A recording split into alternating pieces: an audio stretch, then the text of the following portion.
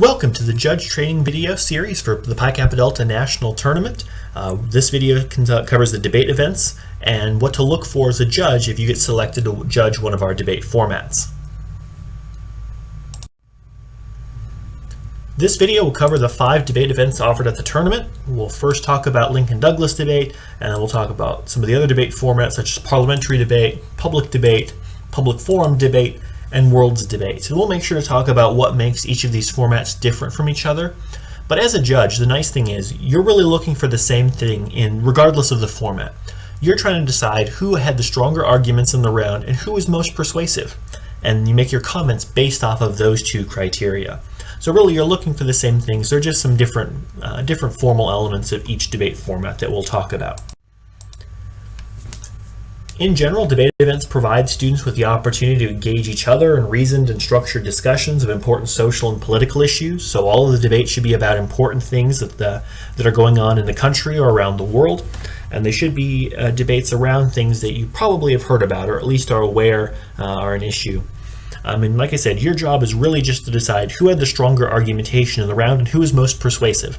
And as the judge, you are the audience member, and the competitors are supposed to adapt to a general audience. So if something is unclear, that's on the competitor. It's not something that you have to worry about as a judge, so long as you're paying attention and really trying to follow what all the debaters are saying. So first we'll talk about Lincoln-Douglas debate and about what makes this format unique. So as a debate format, Lincoln-Douglas debate is a resolution-based 2-person debate format focused on the discussion of a specific policy proposal. So we'll walk through each of those different elements of that description and describe what makes this different. So first, this is a resolution-based debate format, and what I mean by that is that the debate format uses the same resolution all year. So every Lincoln-Douglas debate taking place at the college level, all the way from September through April, uses the same resolution. And this year the resolution is resolved: the United States federal government should substantially increase restrictions on bioprospecting.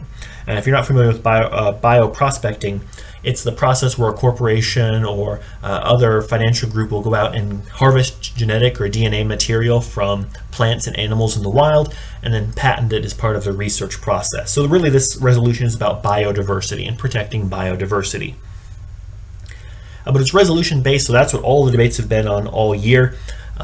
So by this point, the debaters have heard a lot of the arguments both for and against this resolution, and will have some pretty strong argumentation about why you should agree with it or why you should disagree with it.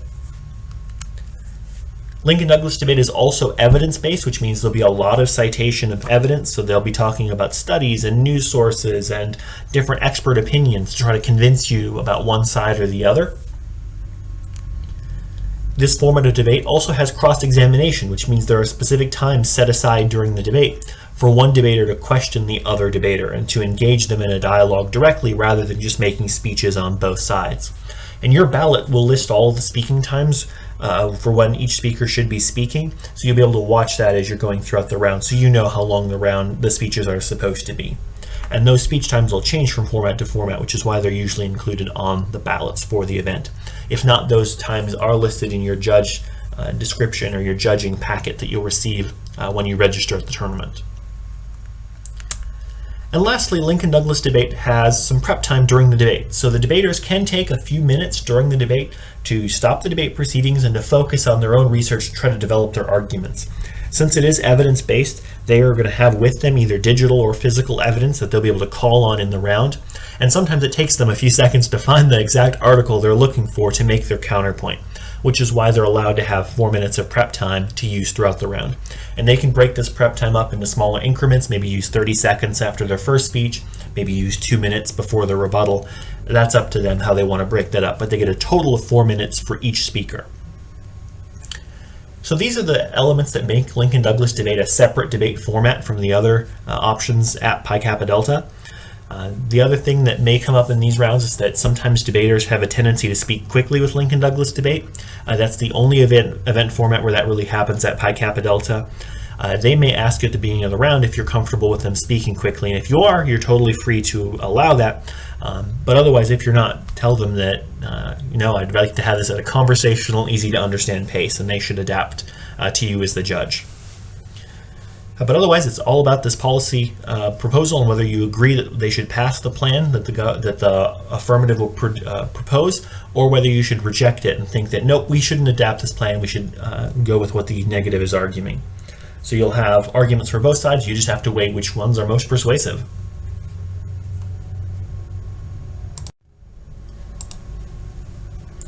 The second debate format we'll talk about is public forum debate.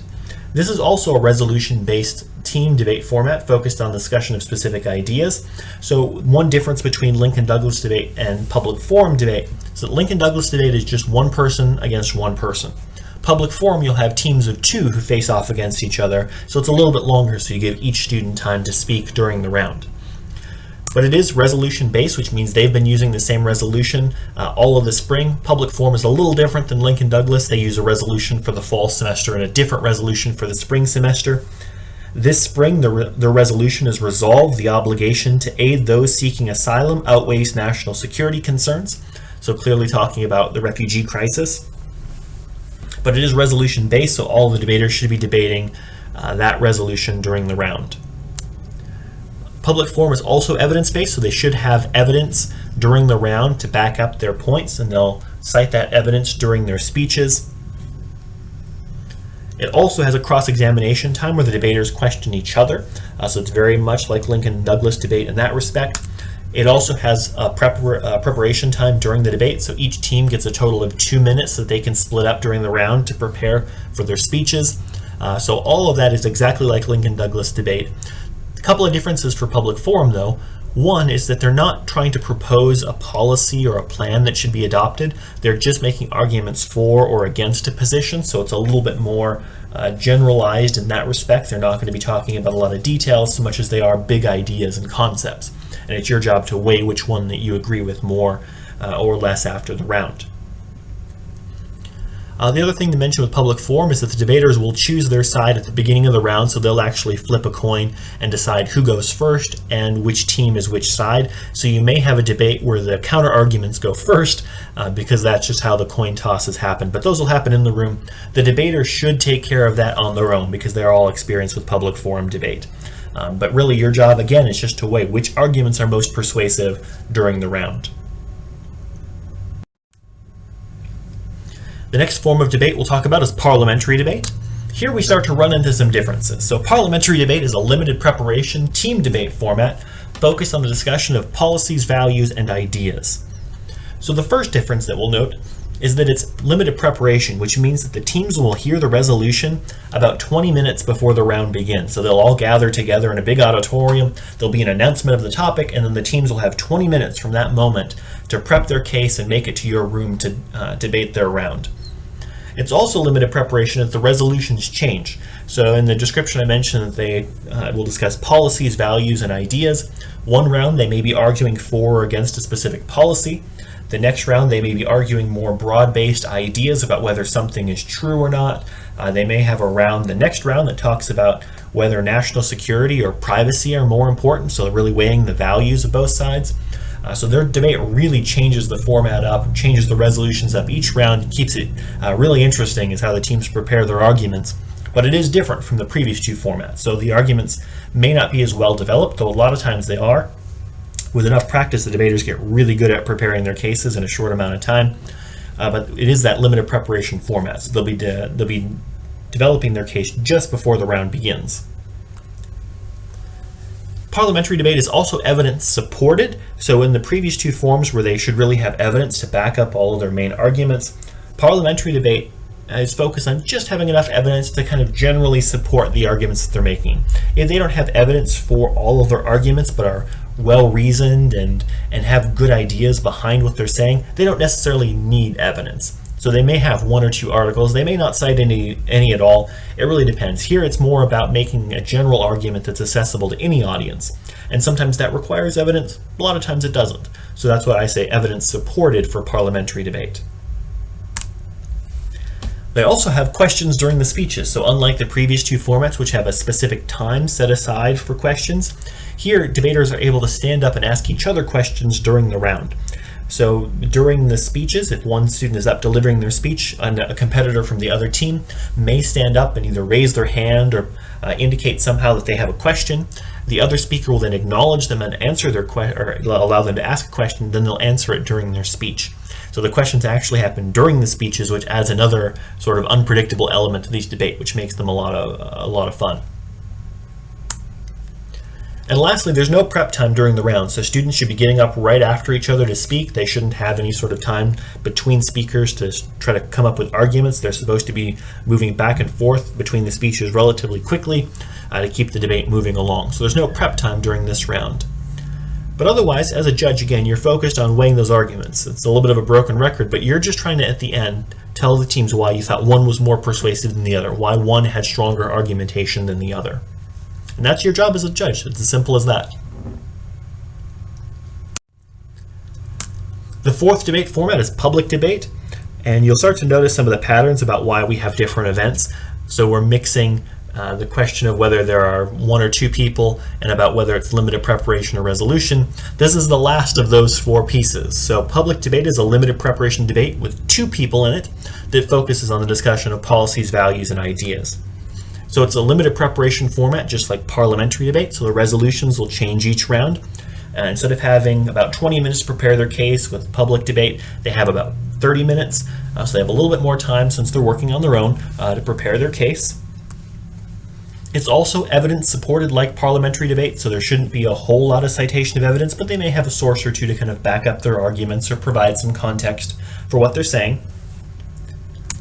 We go back, though, to having a cross-examination time. So instead of asking questions during their speeches, they'll actually ask them during a set 2-minute time period after the first couple of speeches. So there's a specific cross-examination time where they'll ask each other questions. And again, there's no preparation time during the round, so they should be getting up right after each other to either start the cross-examination or to start their next speech. There's not that set-aside prep time during the debate. So if you think about the four formats we've talked about so far, the two variables that we've modified are whether it's one or two persons. So we've got some that are a single person to force students to work on their own versus others with the other two formats that are done in teams, so they have to learn to work together with another person. And then whether the debate formats are based off of one resolution for the whole year or whether they are limited preparation. And so that's why we have different debate formats, to build those different skill sets. And that's how each of these four debate formats fits together. The last debate format we'll talk about is World's Debate. This is very similar to parliamentary debate, but there's one small change in the way this debate format works. So World's Debate is a limited preparation team debate format focused on the discussion of policies, values, and ideas. So this is very familiar to parliamentary debate. It's a limited preparation format, so the resolutions are changing, evidence supported, they can cite evidence, but it shouldn't be a whole speech full of evidence. It should just be there to provide context. It goes back to having questions during the speeches, and there's also no prep time during the round. So you're probably asking, what makes World's Debate different? Well, instead of having two teams in this debate format, there are actually four teams. So you'll have two teams that are debating on the affirmative side or debating for the resolution, and two teams debating against the resolution on the negative side. And the goal is not only do they have to work as teams within their partnerships, but they have to advocate for different things in each of those roles. So if they're one of the first affirmative teams, they'll argue for the plan perhaps, and then the second affirmative team will step back and say, well, yeah, that's a great idea, but we have to do it for these larger moral or philosophical reasons. And so the other teams have to adapt to not just the arguments, but the type of argumentation. It sounds really complicated. Actually getting in the round, it feels really natural how the arguments evolve from speech to speech. So it shouldn't be much different. You just have a lot more variables to consider as a competitor because you've got so many other teams and other students involved. But as a judge, again, you're going back to who has the best arguments and who is most persuasive. And in the World's Debate, there are also 3 judges on the panel, so it's not just you in the round. There are 2 other judges there with you. And after the round, the 3 judges will discuss the round. So if you have any questions, you can actually ask the other judges and talk about what made that round, what was good about that round, and what could be improved for all the debaters in the round. So here are a couple of judging tips to keep in mind when you're judging any of the debate events. So on your ballot, you can critique both the content and the delivery of the speeches. So if you've got somebody who makes some great arguments but it's really stumbly in their delivery, you can make comments about that on the ballot, and vice versa as well. If they have a really clean delivery but don't say a whole lot, you can write those comments, or if both are good or bad, you can make comments either way. But you should be thinking about both elements. You'll want to write your comments on the ballot during the speeches, so you might leave a lot of space at the end to write why one team was more persuasive than the other, but during the speech you can definitely start filling in some of those comments about, oh, that argument about restrictions for people who live in rural areas, that was really effective in this round. You can write those sort of comments during the speech, during the speeches, to kind of help set up the arguments you'll make at the end of the round. You should be including suggestions for what they can improve, as well as things that they're doing well. Again, trying to balance that idea that there are things that they can work on and should be learning from this experience, but also they probably have some things that they're talented at, that they're already doing well, and it's good to acknowledge both things as a judge. And last, definitely trust your own impressions of the round. You were the one there, you know what you in your heart you feel was most persuasive in the round, what was the best argumentation. Your job is just to justify that on the ballot, to tell the competitors why they were successful in that round or what they could improve.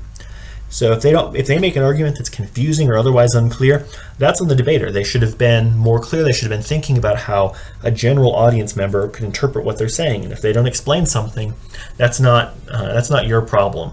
They should be making arguments for a generalized audience. A couple other things important things to remember that are specific to debate. At the beginning of the round, you may have competitors that ask about your judging paradigm or your previous judging experience. You can be totally honest. If you've judged debates before, whether a forensics debate or whether you've judged perhaps a political debate between candidates, or maybe you've moderated a debate between two activist groups, whatever your judging experience, just go ahead and tell them what experience that you've had. And if you haven't had any, that's totally fine. They're supposed to adapt to any audience, whether debate experience or not.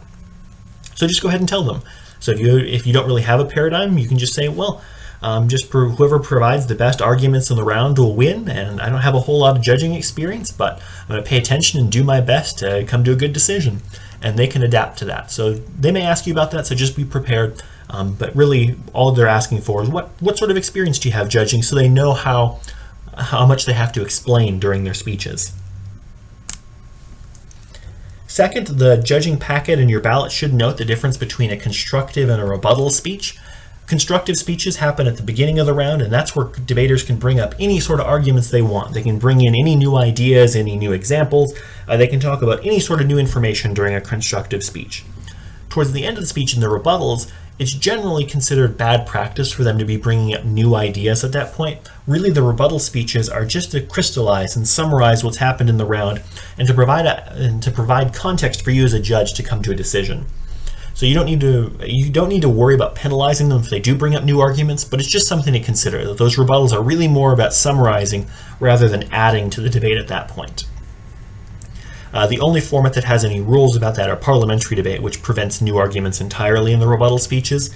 But sometimes it's hard, if a debater is just extending an argument a little bit, it can be kind of a gray area whether that's a new argument or not. So if it's a little unclear to you, that's totally fine. You get to weigh whether it was really impactful or not, and whether you would say it's new or not. That's totally up to you and your judging discretion to decide. And lastly, some debaters may call what's called a point of order during the round. All they're saying is that somebody brought up a new argument during a rebuttal speech, so it very much connects to this last round. As a judge, what they're doing by that is saying, hey judge, you need to pay attention to this. It's something that you need to consider in the round. All you need to do when they do that is say, I'll take it under advisement when I'm filling out my ballot. And that's all you need to say, to let them know that, okay, I've heard your point, but I'll weigh it at the end of the round. Really, that shouldn't happen too often, and I don't think you'll encounter it too much, but I just wanted you to be aware of some of the other things that may come up during the round. Really, and again, feel free to ask the debaters questions if you have concerns about an element of the round. They're more than happy to answer those questions for you. So this video described the specifics of the 5 debate formats of Lincoln-Douglas debate, parliamentary debate, public forum debate, and worlds debate. If you have any questions about these events, just let us know, but this video should provide you with all you need to know to go in and judge those rounds successfully.